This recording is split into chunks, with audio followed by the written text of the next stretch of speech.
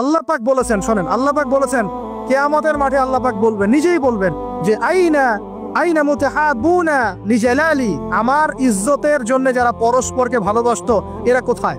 আল্লাহ পাক ঘোষণা করবেন কোথায় তারা, যারা আমার জন্য পরস্পরকে ভালোবাসতো। আল্লাহ বলবেন আলিয়াউমা, আজকে আযিল্লুহুম, আমি ওদেরকে ছায়া দিব, ফি জিল্লি, আমার আরশের ছায়ায়। বলেন সুবহানাল্লাহ। ইয়াউমা লা জিল্লা ইল্লা জিল্লি, যেদিন আমার এই আরশের ছায়া ছাড়া অন্য কোনো ছায়া থাকবে না। মানে কিয়ামতের মাঠে আল্লাহর আরশের ছায়ায় ছায়া পাবে কারা?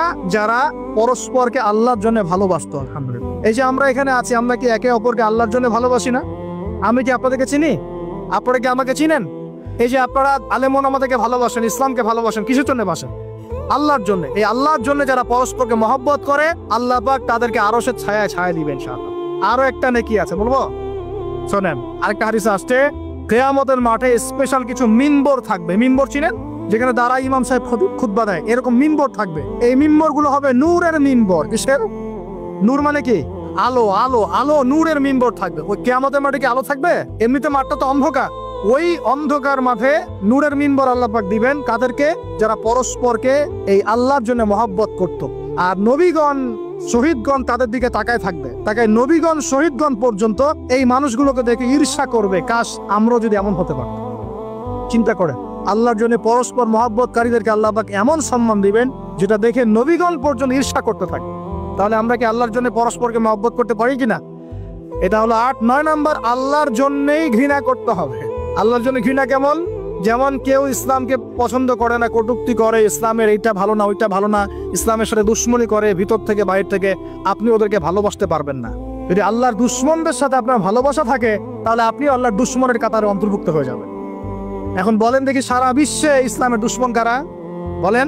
গায়রিল মাগদুবি আলাইহিম ওয়ালাদ-দাল্লিন, মাগদুব কারা, দল্লিন কারা? এটা তো অনেকেই জানে না। সাহাবীরা বলছে, ইয়া রাসূলুল্লাহ, এখানে যে আমরা বলছি গায়রিল মাগদুবি আলাইহিম ওয়ালাদ-দাল্লিন, আল্লাহ আমাদেরকে মাগদুবদের থেকে বাঁচাও, দল্লিনদের থেকে বাঁচাও। মাগদুব আর দল্লিন কারা ইয়া রাসূলুল্লাহ? নবীজি বলছেন, আল মাগদুব, মাগদুব হচ্ছে হুমুল ইহুদি, ইহুদিরা হচ্ছে মাগদুব, যাদের উপর আল্লাহর গজব পড়েছে। আর দল্লিন হুমুল নাসারা, নাসারারা হচ্ছে দল্লিন, কারণ তারা আল্লাহ পাকের সন্তান সাব্যস্ত করেছে। ঈসা আলাইহিস সালামকে আল্লাহ সন্তান বলেছে, বলেন নাউজুবিল্লাহ। এখন সারা বিশ্বে এরা মুসলিমদের সাথে দুশ্মনী করছে না? আমরা যদি ব্যক্তিগতভাবে, সামাজিকভাবে বা পলিটিক্যালি ওদের সাথে বন্ধুত্ব করে চলি, আমরা কি আল্লাহ দুশ্মনদের সাথে শরীক হলাম না? খুব খেয়াল রাখতে হবে। আল্লাহর জন্য ভালোবাসা, আল্লাহর জন্য দুশ্মনী। আল্লাহ পাক আমাদেরকে বোঝার তৌফিক দান করুন। এবং সবশেষ যেটা 10 নাম্বার, সেটা হলো আল্লাহওয়ালা মানুষ যারা, সেই মানুষদের সাথে মহব্বত রাখলে আল্লাহ আপনাকে ভালোবাসবেন। আল্লাহওয়ালা মানুষদের সাথে মহব্বত রাখতে চান, নাকি আপনার এই জেনাকারী গার্লফ্রেন্ডের সাথে আপনি মহব্বত রাখতে চান? আল্লাহ পাক আমাদের সবাইকে আল্লাহওয়ালা মানুষদেরকে ভালোবাসার তৌফিক দান করুন এবং তাদের সহবতে থাকার তৌফিক দান করুন। মনের ভিতর থেকে সমস্ত রকম হিংসা, বিদ্বেষ, অহংকার, রিয়া, পরশ্রীকাতরতা, এগুলোকে দূর করার তৌফিক আল্লাহ পাক দান করুন। আমরা দোয়া করি আল্লাহ পাক সবাইকে তাওহীদপন্থী হওয়ার তৌফিক দান করুন, নবীর সুন্নতের উপর আমল করার তৌফিক দান করুন। নবী সাল্লাল্লাহু আলাইহি ওয়াসাল্লামের উম্মত হিসেবে তার সুন্নতকে সর্বোচ্চ অগ্রাধিকার দেওয়ার তৌফিক দান করুন।